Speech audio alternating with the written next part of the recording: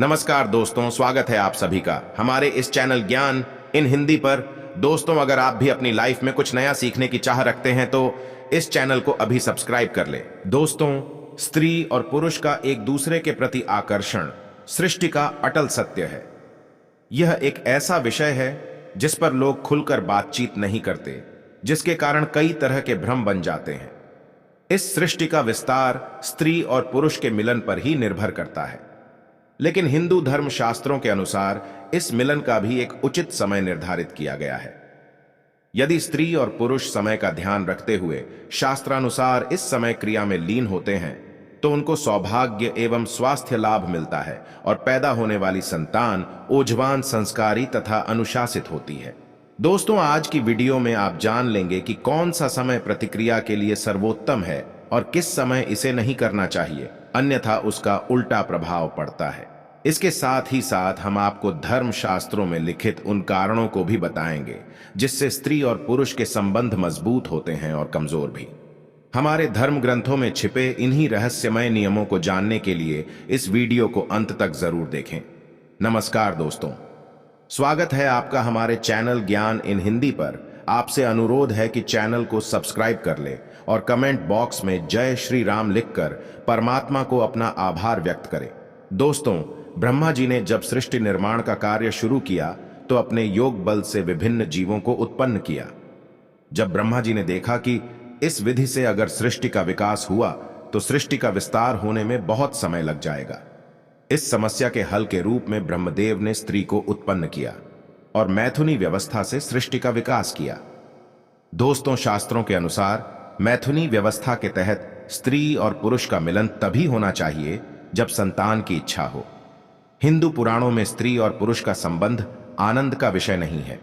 अगर आप अपने आसपास की प्रकृति को देखें तो पाएंगे कि प्रकृति में इस नियम का पालन सभी जीव जंतु और पेड़ पौधे करते हैं। शास्त्रों में कई ऐसे उदाहरण मौजूद हैं जिससे यह ज्ञात होता है कि प्राचीन समय में संतान की कामना होने पर ही स्त्री और पुरुष संसरण करते थे।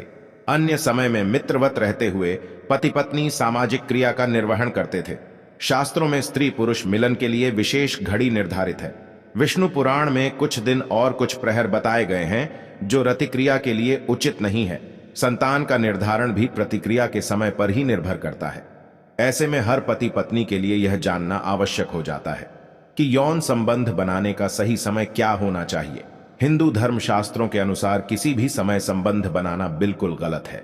ब्रह्म वैवर्त पुराण के श्री कृष्ण खंड में स्पष्ट लिखा हुआ है कि सूर्योदय और सूर्यास्त के समय महिला पुरुष को संबंध कभी भी नहीं बनाने चाहिए।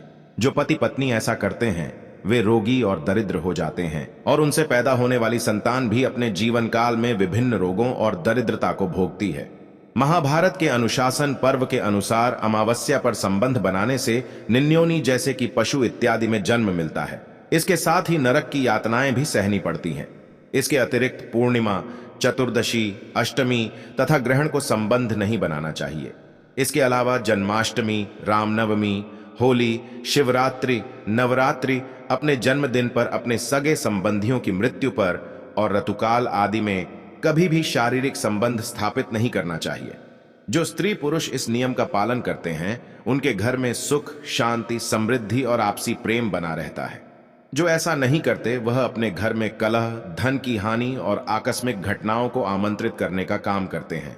आइए दोस्तों, अब आपको बताते हैं कि प्रतिक्रिया के लिए सर्वोत्तम समय कौन सा है। रात्रि का पहला प्रहर प्रतिक्रिया के लिए सबसे उचित समय बताया गया है।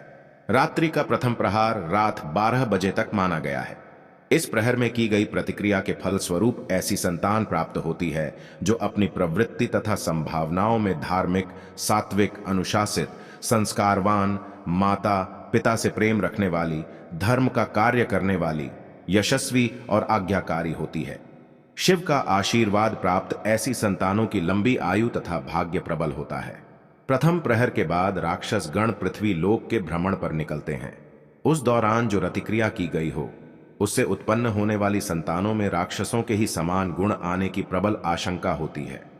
पहले प्रहर के बाद प्रतिक्रिया इसलिए भी अशुभकारी है क्योंकि ऐसा करने से शरीर को कई रोग घेर लेते हैं।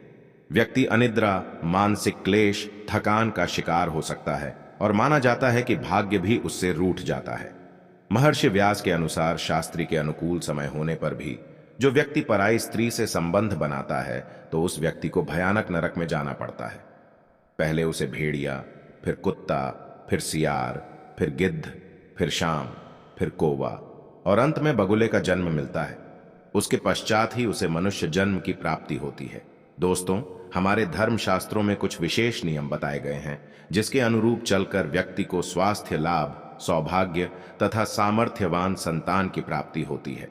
आइए अब उन नियमों को जानते हैं। दोस्तों, हिंदू धर्म शास्त्रों के पहले नियम के अनुसार मनुष्य के शरीर में व्यान, सामान, अपान, अनुदान और प्राण नाम के 5 प्रकार की वायु रहती है।